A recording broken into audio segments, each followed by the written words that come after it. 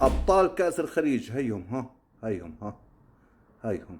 طلع طلع طلع كيف الصورة، هيهم ابطال كأس الخليج. المنتخب السعودي ابطال كأس الخليج.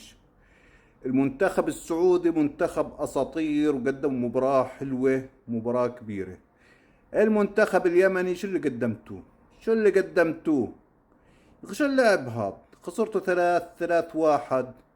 يا أخي قسما بالله يا المنتخب اليمني، انكم منتخب اساطير، وعندكم مهاجمين، وعندكم لاعبين مراوغين درجة اولى، وانتو لكم مستقبل كبير، وافتخروا وارفعوا راسكم بالمنتخب اليمني.